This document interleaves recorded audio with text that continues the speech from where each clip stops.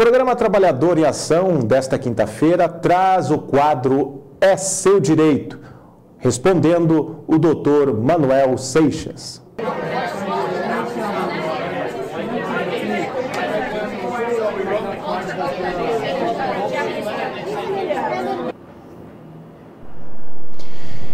E para falar e apresentar argumentos, esclarecer dúvidas sobre o seu direito no setor jurídico, eu vou conversar agora com o advogado trabalhista, Dr. Manuel Seixas. Boa tarde, Dr. Manuel.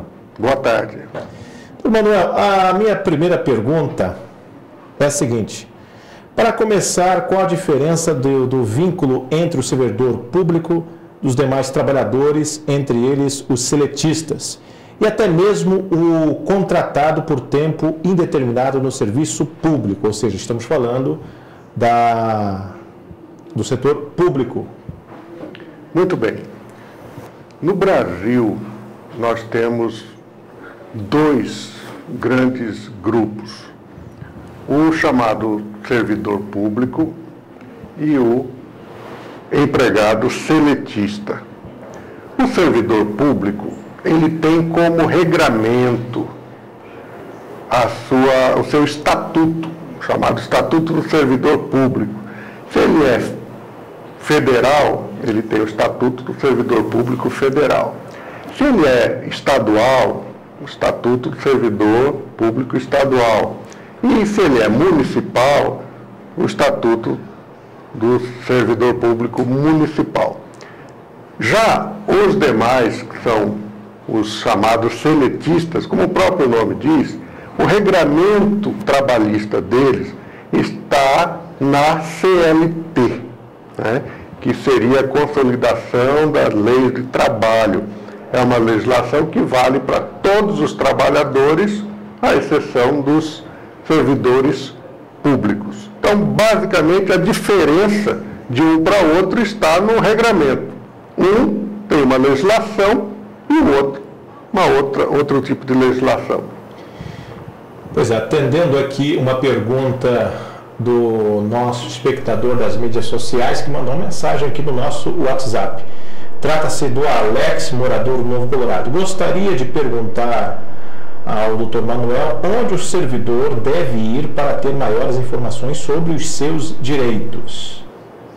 Bom, o servidor público, cada categoria organizada dos servidores públicos, ele deve ter um órgão de representação, no caso, o seu sindicato. Se ele é professor, ele tem lá o Sintep, né? Se ele é da área de saúde, ele tem um sindicato próprio. Então, os seus sindicatos estão aptos para repassar esse tipo de informação para ele. Caso ele queira saber qual a legislação específica, ele então vai procurar o Estatuto do Servidor a que ele pertence. Lendo esse Estatuto do Servidor, ele vai saber ali qual é o seu direito, quais são os seus deveres, né, em relação à sua atividade. E qual tipo de serviço tem, qual tipo de regime, tem o serviço público? Então, o serviço público, após uma emenda constitucional que foi feita lá pelos anos 90, o serviço público, antes ele tinha só o regime estatutário. O que é o regime estatutário? É exatamente o seu estatuto do servidor público. Acontece que a própria Constituição, né, numa emenda constitucional que foi feita, abriu a possibilidade de o serviço público ter também um empregado seletista.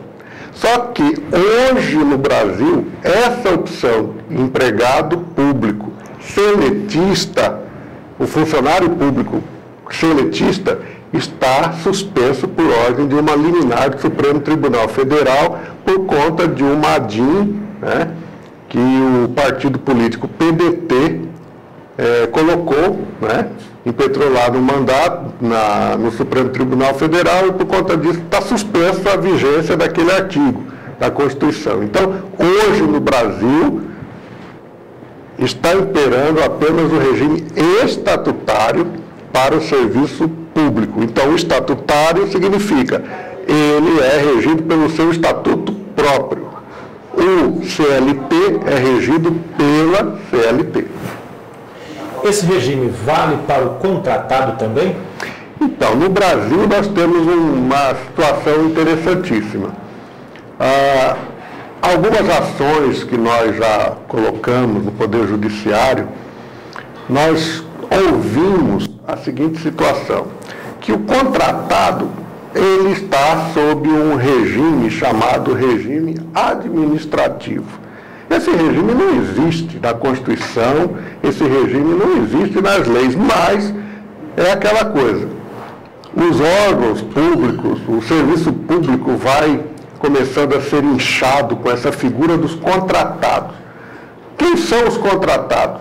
Contratados, por lei, deveria ser apenas aqueles que, por conta de necessidade imperiosa de atender uma demanda, o poder público pode contratar por tempo que não pode ultrapassar a 2 anos. Então, o contratado, por lei, ele deveria ser apenas alguém que ficasse no máximo 2 anos no serviço público. Mas, no Mato Grosso, por exemplo, é de conhecimento de todos que nós temos no serviço público aí contratados que já estão lá mais de 15 anos como contratados, né? E, infelizmente, o nosso próprio Tribunal de Contas, que deveria ser o que deveria estar de olho nessa questão, há poucos anos atrás tinha gente nessa situação e me parece que agora, de alguns anos para cá, que eles regularizaram essa situação, mas infelizmente tem. Então a tua pergunta é, esses contratados, eles estão com um pé no serviço público e com outro pé na CLT. Vai acontecer o seguinte, por lei, esse contratado, ele tem que obedecer àquilo que o contrato de trabalho dele, quando ele foi contratado, estabeleceu. Qual era o objetivo, a remuneração, quais os direitos dele naquele contrato. Né? E, supletivamente, ou seja, se não tiver todos os direitos ali colocados naquele contrato, aí vai se ver ou na CLT ou no próprio serviço público quais são esses direitos que poderiam ser resultantes ali. Por exemplo, nós temos o caso de contratados que não têm direito nenhum a fundo de garantia. Mas por que ele não tem direito a fundo de garantia? Ele não é servidor público puro, mas também ele não é CLT, porque se não estão dando o FGTS para ele é porque ele não é considerado CLT. Então, acabou-se a prática no Brasil criando uma figura de um contratado que ele é um híbrido. Uma hora ele tem aparência de CLT, outra hora ele tem aparência de servidor público. Aí, quando entra um governante e quer acabar com isso, o que ele faz? Ele aplica o que, por exemplo, na época do governador Dantes de Oliveira, foi aplicado. Havia no serviço público tanto contratado, né? E o que fazer com esse povo? E aí o governo Dantes de Oliveira foi feita a demissão em massa desses contratados. E o que o Poder Judiciário deu de direito a esse povo? Apenas o saldo de salário dele. Trabalhou até hoje, você vai receber até hoje. Se recolher o fundo de garantia para você, libera esse fundo de garantia. Se tem algumas férias, 13º que ficou para trás, paga. Mas o Estado não tem mais nenhum direito, nenhum dever de pagar algum tipo de indenização para esse trabalhador. Por quê? Porque o contrato dele foi considerado nulo. Por quê? Porque a lei fala que é no máximo 2 anos para atender alguma necessidade. E tinha gente lá com 20 anos, né, como contratado, e o governador não teve dúvida. A sua equipe jurídica baixou o decreto de nulidade de todos esse pessoal e foram demitidos mesmo. Doutor Manuel, os direitos que o Estatuto garante ao servidor público podem beneficiar os contratados também? Pode. Em algumas situações, pode. Mas claro que o servidor público que tem direito a licenças, prêmios e tudo mais, não vão passar esse direito para um contratado. O contratado vai para ele, vai alguns direitos que são os direitos chamados comezinhos ali, o direito que é próprio tanto para o funcionalismo público como para o CLT. Correto. O tempo para se aposentar segue o mesmo pela CLT ou qual o tempo geralmente para aposentar em cargo público? Então, hoje o serviço público, para você se aposentar, os homens têm que atingir a idade de 65 anos, a mulher de 60, tem que ter um mínimo de 10 anos como servidor público, né? Mas eu gostaria que esse tema, que entra na questão previdenciária, nós utilizássemos um momento específico para nós tratarmos dele, até porque existem vários detalhes aí, né? O pessoal vai perguntar, mas eu antes trabalhei 15 anos no regime CLT e depois eu fui para o serviço público, como é que eu vou me aposentar nessa situação? Vai ter um e outro, ou os dois, ou um só? Então, nós vamos depois entrar nesse tema. Passar essa, né? Isso. De repente, próxima quinta-feira, nós vamos tratar. Tá, ok, então. A produção já vai preparar aí um induto, né, para falar sobre a questão da aposentadoria no setor público e no setor seletista. Isso. Um servidor público pode ter mais de 2 cargos? Não. A nossa Constituição, ela coloca como a regra geral que não. Mas, claro, ela criou as suas exceções. Qual é a exceção? É o caso de professores, né? É o caso da área de saúde, médicos, técnicos, né? Que podem ter 2 empregos, né, públicos, desde que, claro, não haja conflito de horário. Mas nós estamos falando aí daquilo que não é a regra geral. A regra geral não. É um cargo público apenas. Um cargo público, mesmo que ele seja professor? A regra geral é um cargo público. A exceção, 2 cargos de professor, um de técnico e outro de cargo, pode ser de professor, pode ser de médico, né? Então, a área de saúde nós vemos muito isso, na área de ensino nós vemos muito isso. O cidadão, ele é professor estadual, ele é professor municipal. Se ele dá aula de manhã em uma, à tarde em outra, não tem problema nenhum. O que não pode é haver choque de horário, mas apenas nessas categorias aí, que é a exceção. A regra geral é um cargo público apenas.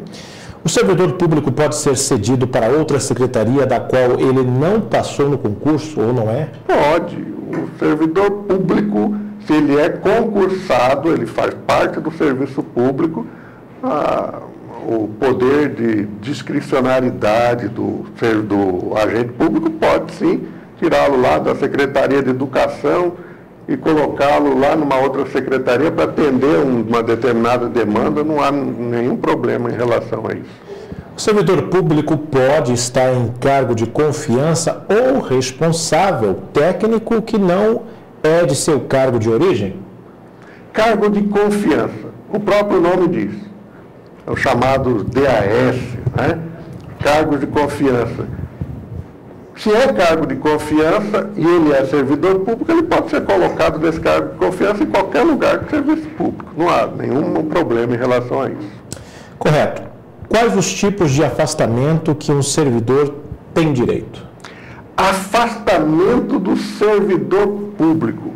Vejam, o servidor público, quando você me pergunta o tipo de afastamento, o servidor público ele pode pedir licença por um período, vai depender do que o estatuto seu diz lá do servidor, se ele é do município de Cuiabá, lá vai ter uma norma para isso. Se ele é do Estado, ele tem uma norma para isso, né? Então ele tem as licenças.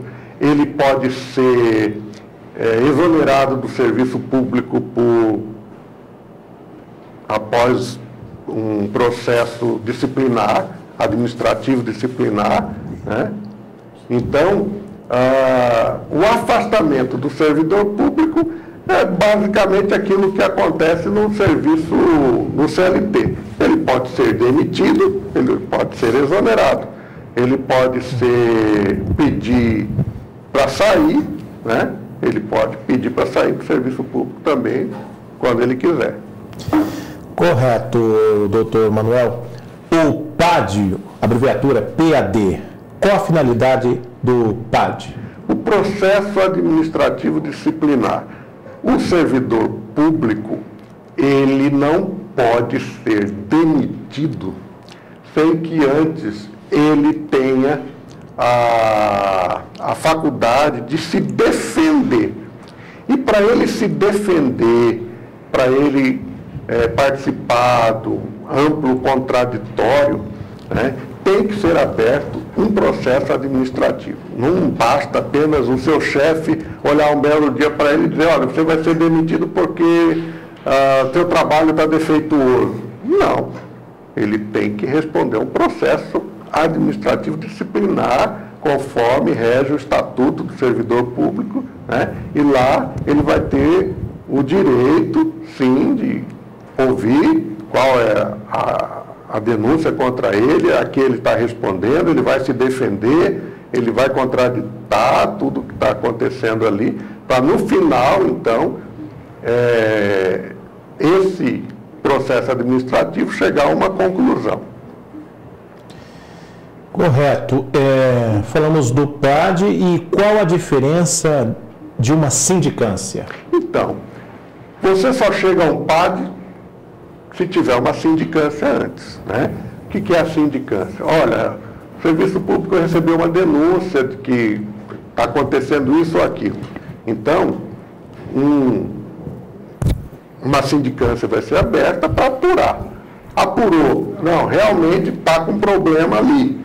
Então, a partir do resultado dessa sindicância, vai ser aberto o PAD, o processo administrativo, certo? Então, a diferença entre o processo administrativo e a sindicância é que a sindicância é um trabalho prévio, né, para levantar um fato que foi denunciado. Agora, processar alguém para que ela se defenda, para que ela diga por que apareceu no armário dela tal coisa, assim, assado, por que a denúncia tal que foi confirmada lá, por que isso aconteceu? Então, aí é somente num processo administrativo que o servidor vai poder responder, né, e aí se defender. Doutor Manuel, falando ainda sobre a sindicância, em quais casos é necessário se instaurar uma sindicância? Então, só se instaura uma sindicância quando no serviço público se verifica que há uma denúncia contra alguém, né? O próprio chefe imediato da pessoa levanta uma situação, alguma anormalidade, né? E então se verifica que há realmente algo que precisa ser apurado e a sindicância vai apurar, né? Então, cada estatuto servidor vai dizer os detalhamentos dessa sindicância. Mas, em linhas gerais, a sindicância, ela acontece quando alguma irregularidade foi detectada e os gestores, então, entendem que há necessidade de apurar o que está acontecendo. Quais as principais legislações relacionadas ao PAD? O PAD, ele está contido dentro do Estatuto, certo, do Servidor Público. Então, nós estamos falando de processo administrativo disciplinar, e isso acontece dentro do serviço público. Porque se ele é CLT, isso aí só vai acontecer em situações muito, vamos dizer assim, muito especiais, né? Mas, por quê? Porque o patrão lá no CLT, ele tem algum problema com o trabalhador, ele já não está gostando, ele demite, não tem nenhuma dificuldade em relação a isso, né? Agora, no serviço público, quando a gente pergunta essa legislação, né? Nós temos legislação federal, estadual, municipal, Estatuto do Servidor Público Federal, estadual, municipal. Naquilo que no estatuto não contempla, vai imediatamente para o de cima para verificar. Normalmente o Estatuto do Servidor Público Federal, ele é mais complexo e ele abrange mais essas questões e ele acaba sendo uma norma supletiva aí para, se você não tem certos detalhamentos aqui embaixo, você vai para essa norma. Correto. Quais os processos de um processo administrativo disciplinar? O processo administrativo disciplinar, ele vai ter sempre aquela primeira parte, o interessado, que é, no caso, está sendo denunciado o servidor público, ele tem que ser intimado. Nessa intimação, ele tem que saber o que está sendo imputado a ele, né? Qual é a irregularidade que está sendo imputada a ele, para que ele possa, inclusive, arrumar um advogado para defendê-lo nesse processo. O servidor público, ele pode e ele deve arrumar um advogado para fazer a defesa dele nesse PAD, né? Uma vez que ele apresenta a defesa dele, o PAD vai ser também instruído, vai haver as reuniões, as audiências para ouvir testemunhas, né? Para instruir esse processo com testemunhas, com documentos, abrindo prazo para que possa se defender em relação a novos documentos que estão aparecendo ali, até que nós vamos chegar a uma conclusão desse processo administrativo. Mas, em linhas gerais, basicamente o trabalhador, o servidor público, ele tem que ser intimado para ele saber o que está acontecendo. Ele nunca poderá ser processado sem ele participar. Nenhum ato de um processo administrativo pode acontecer sem que o trabalhador tenha conhecimento daquele ato. O PAD pode ser utilizado para apurar faltas cometidas por servidores em estágio probatório? Pode, com certeza. Agora, o servidor que está em estágio probatório, ele é a pessoa mais interessada em responder esse PAD. Por quê? Porque se ele está em estágio probatório, o seu vínculo com o serviço público ainda está precário, né? Não é porque ele fez um concurso público que ele está definitivamente seguro. Não. É precário porque ele ainda está em estágio probatório e ele tem o maior interesse em resolver essa questão através de um PAD, com certeza. Um PAD pode ser utilizado mesmo sem a existência de um suspeito? Vai se abrir um processo e quem que vai ser, e quem é que vai ser processado? Suspeita-se que seja alguém. Não. Para isso existe aquele primeiro passo que é a sindicância. A sindicância que vai dar nome aos bois. Olha, fulano A, ele fez isso, isso e isso aqui, realmente gerou um prejuízo ali e tal, essa irregularidade, então fulano A vai responder. Então o PAD só vai ser aberto, por quê? Porque avaliou-se essa sindicância e verificou que aquilo ali é um caso que precisa ser realmente apurado porque houve um problema ali que o servidor, se ficar confirmado que ele realmente fez aquilo ali, ele pode ser até demitido do serviço público. Então, o PAD não se presta para você, vou abrir um PAD porque tem um suspeito. Não, tem que ter, sim, ele é feito para você resolver uma questão que está posta ali através de uma sindicância. Correto. Quais as etapas de um PAD?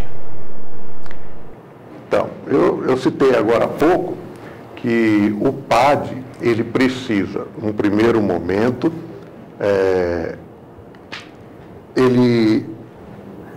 o chefe, o gestor da área onde esse PAD vai ser realizado, ele vai nomear as pessoas que irão participar desse processo administrativo, né? Então, o PAD, geralmente, eles colocam lá, no mínimo, 3 pessoas para fazer parte dessa comissão que irá, nós chamamos de uma comissão processante, né? Então, o PAD vai acontecer, essa comissão vai, através de edital, ela vai ser de conhecimento público ali, que está sendo implantada aquela comissão vai se reunir, aquela comissão vai intimar a quem está sendo imputado o problema, né? E então, no primeiro momento, o PAD aberto, através de uma portaria ali, né? E as pessoas que fazem parte dele vão ser chamadas, vão se reunir, vão intimar, e aí começa o PAD a funcionar num determinado local. Inclusive, o local onde esse PAD vai ser aberto, vai funcionar, tem que ser de conhecimento, sim, através de um edital, né, onde tem uma ata colocando que a comissão processante se reunirá dia tal, tal e tal, no horário tal, em determinado local, assim, assado. Então, isso tem que ser de conhecimento. Correto. É possível a existência de denúncia anônima por parte de um servidor público? Denúncia anônima, sim. A partir do momento em que há uma denúncia anônima e o gestor, através de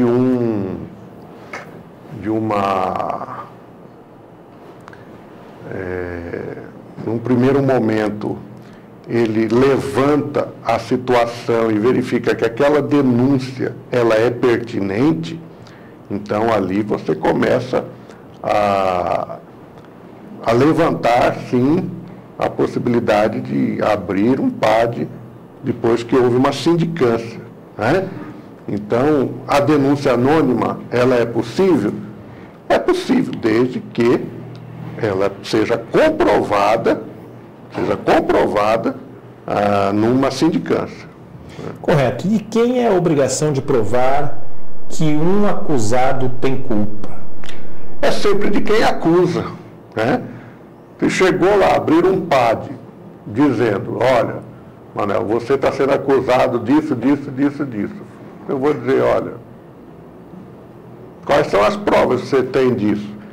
Claro que para se abrir um PAD, como eu disse, passou por uma sindicância. A sindicância levantou, Manel, está aqui, olha, está a documentação, está aqui as provas, tal, nós queremos ouvir você, o que você nos diz disso aqui, certo?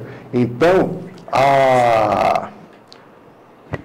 quem acusou está apresentando as provas. Geralmente, num PAD, as provas foram colocadas ali e o servidor vai se defender delas, porque às vezes aquelas provas pode parecer que provem realmente alguma coisa, mas a partir do momento que você tem o poder ali de contraditar, o poder de se defender, você pode argumentar e derrubar aquelas provas, né? É obrigatório a presença de um advogado durante o interrogatório?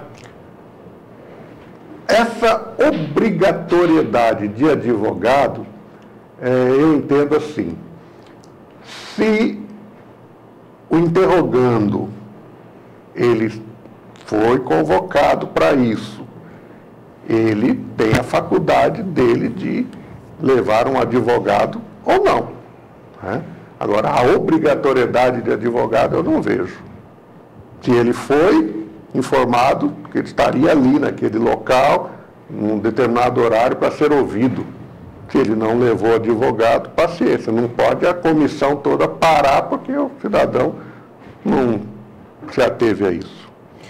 Correto, doutor Manuel. Então fica combinado para quinta-feira que vem falarmos sobre a questão da previdenciária, né? A previdência. Isso. Exatamente. Então fica para quinta-feira que vem. Você que está nos acompanhando, né, pelo site Trabalhador em Ação, fica aí para quinta-feira que vem falarmos sobre a previdência. Você aposentado, você que está perto de aposentar, seja por tempo de serviço, seja também por idade, né, doutor? Também você pode tirar sua dúvida mandando sua mensagem no nosso WhatsApp, né? Na quinta-feira que vem, nosso próximo encontro marcado com o doutor Manuel Seixas aqui no programa Trabalhador em Ação com o quadro É Seu Direito. E a todos tenham uma ótima quinta-feira e até a próxima.